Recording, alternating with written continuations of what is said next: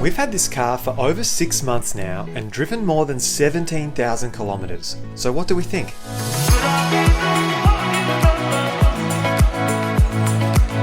Well, let's start with the good. This car has seen some pretty unbelievable software updates over the last 6 months that have kind of been a bit of a game changer in the way that we use the car. Only a few months ago, I was making a wish list video where I listed out all the things that I wish Tesla would bring to the car through software updates. And within a matter of weeks, some of those things actually came to fruition. We started to see the rollout of Apple Music, which for us as Apple Music users was a really big thing to be able to have that in the car. We also saw a massive update to dog mode, which not only allows you to control it using the app, but even more importantly, it now allows us to access that in-cabin camera when Cooper is in the car with dog mode on.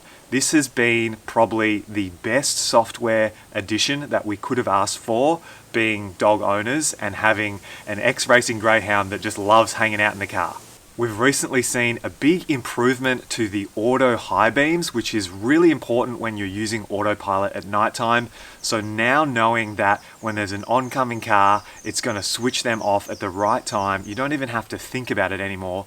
We're now seeing even more accurate predictions when it comes to battery percentage, and when you're navigating somewhere, the car is just so good at estimating the battery percentage on arrival, which just takes so much stress out of road trips and having to worry about like how accurate it really is, knowing that it's taking into consideration things like the wind and the weather and the temperature and the inclines, and all of that stuff is so smart, and it's just all calculated within the car. With the Tesla app, you can now do even more things. It's like almost on a fortnightly basis, we're getting really great updates to either the car or the Tesla app. And it just reinstates how important and fundamental software is to these cars and this platform. And it is probably, without a doubt, the single best thing about owning a Tesla is just how refined and thought out the software is for the car and the app. No one really comes close. They're built from the ground up with software in mind. Next up is the white seats.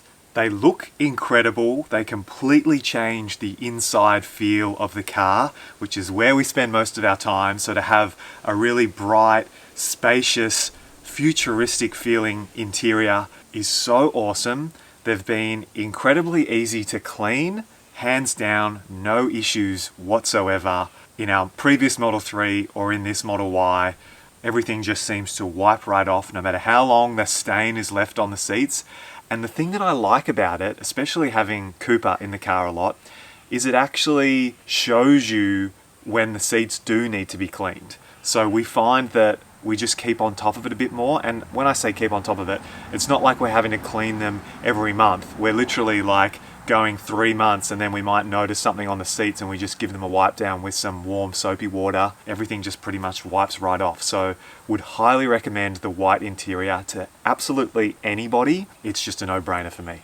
Now, when it comes to premium connectivity, this is something that we never used to pay for, and now I don't think we could live without it. Tesla have brought some really great features across to premium connectivity users, such as Live Sensory Mode, which does enable that dog mode camera to be able to be checked. Also, the satellite maps, like getting that bird's eye view of everything that's around you, is actually really great when you're doing road trips, because we notice what's around us more than just that minimal map view that you get as standard. We also really value having live traffic view, especially when we're going into the city and we want to be able to make quick decisions as to which way we should turn and how to avoid traffic. And a really nice added benefit is just being able to use things like Netflix and YouTube in the car whenever you want. You don't have to think about it. So I've found myself actually watching quite a bit of YouTube in the car, which has been really enjoyable because you get the nice sound system, you get the heated seats.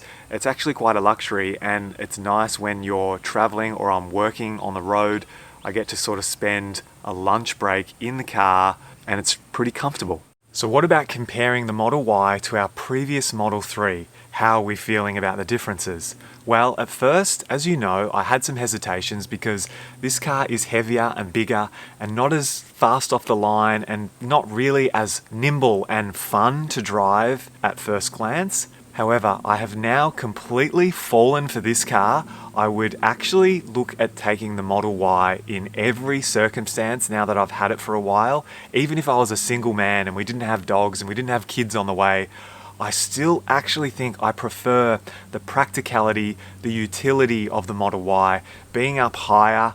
I just love the all-round offering and package that it has. And whilst the 3 is always going to be more of a sports car-like feel to drive, the Model Y, just for everyday life, is an absolute winner for us.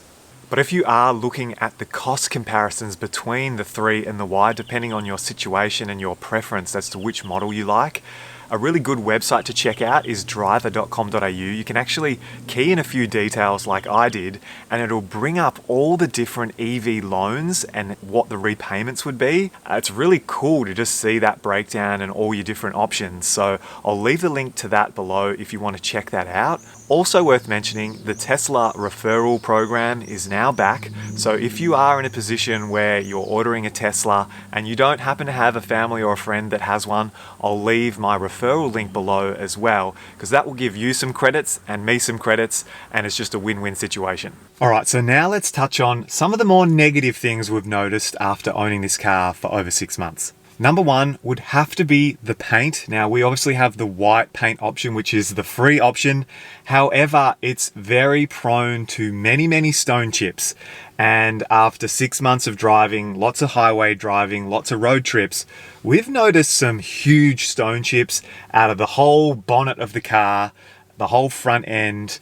So that is disappointing, because it gives me the impression, given that we've never had this issue before in a previous car, that maybe the paint is a lesser quality. I mean, it looks great, but the moment you start getting chips on there, it can be quite frustrating. So any new owners out there, I would recommend a paint protection film, even a ceramic coating to help keep it clean. The other thing to point out is obviously the bugs that get stuck to the front of the car. Every time you take it for a trip, pretty much you're having to clean the bugs off the front, which is just a fact of owning an EV without an air intake. You're going to notice those things more. The other thing to keep in mind is that when it comes to the rims on this car, we obviously have the 20-inch induction rims. They stick out quite a bit from the tire. So whilst I'm not someone that's ever scraped my tires, unfortunately Paige has found herself in a situation where the gutters stuck out a little bit and caught her off guard. She's normally very good, but unfortunately there's been multiple occasions where the rims have been damaged on these beautiful inductions. And so, yeah, that's pretty upsetting, because they ultimately will need to be repaired. In the meantime, Paige has brushed them up with some black nail polish, which has pretty much disguised the bulk of the issue. But it is something to keep in mind. Probably if I had my time again, I would order the 19-inch wheels, and I would just buy some aftermarket black sort of aero covers. I think they look really good.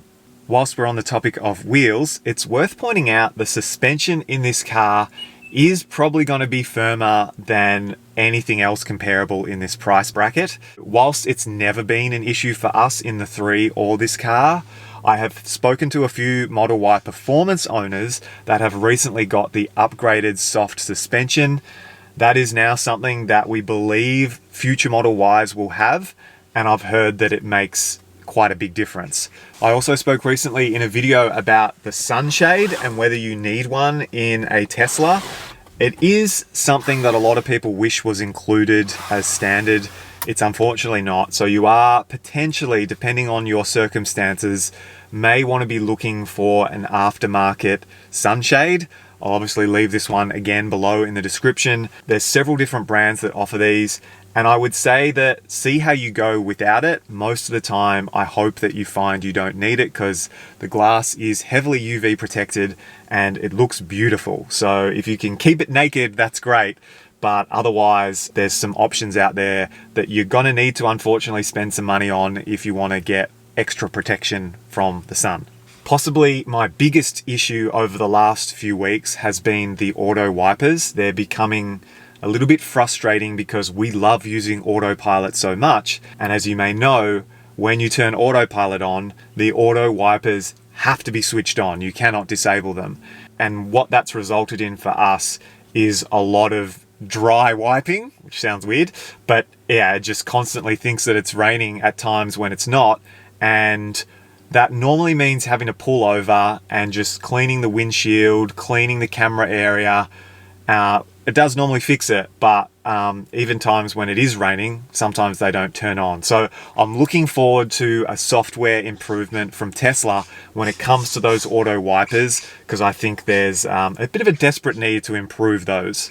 I have spoken about this before, but just the lack of finishing touches and accessories in these cars is a little bit disappointing. Like the floor mats are very average. They don't have any Tesla branding on them.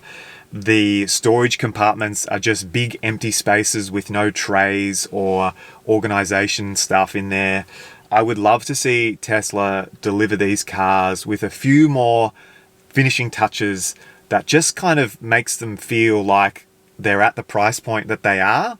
I would also love to see the summon feature, just the standard back and forth summon, come standard in all Teslas.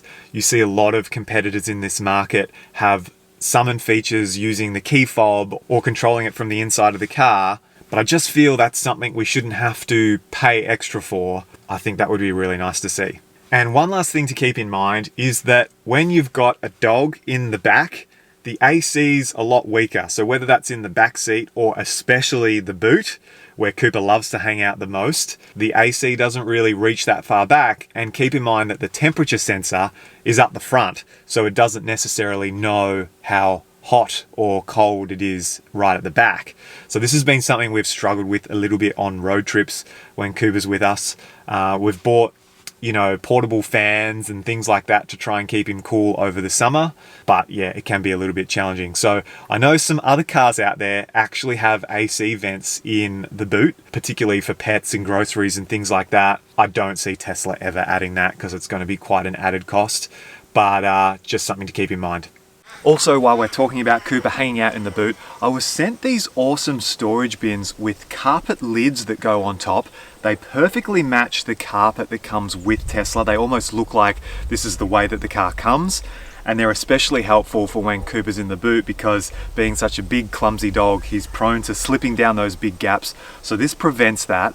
And it also means that you've got extra space for storage underneath. The same company also sent me this amazing dog cover, which is great just to protect the boot.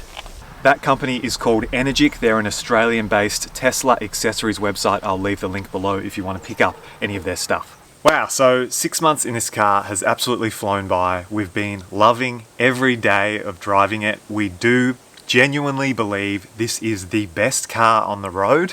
I cannot understand why anything else would come close in terms of technology, safety, software, all of that stuff. I understand that, build quality is a concern for some people and you're going to get in a Mercedes and a BMW and feel that it's more luxurious, and it does have those finishing touches that Tesla lacks. However, it's kind of a bit like an iPhone. Majority of people own an iPhone and they just know that it's kind of the best when it comes to software and hardware integration and technology, and why would you want anything else? It's not like this comparison of luxury. It's like just the most appropriate, logical thing that you could own as a piece of tech. And that's how I feel about the Tesla. It is not a lack of luxury. It is just literally the way that cars are heading. Tesla represents the future and everyone else is trying to catch up, to be honest. So anyway, there's my thoughts over the last 6 months. Hope you found this video interesting. Please subscribe if you haven't already, and I'll catch you soon in another video. Thanks so much for watching.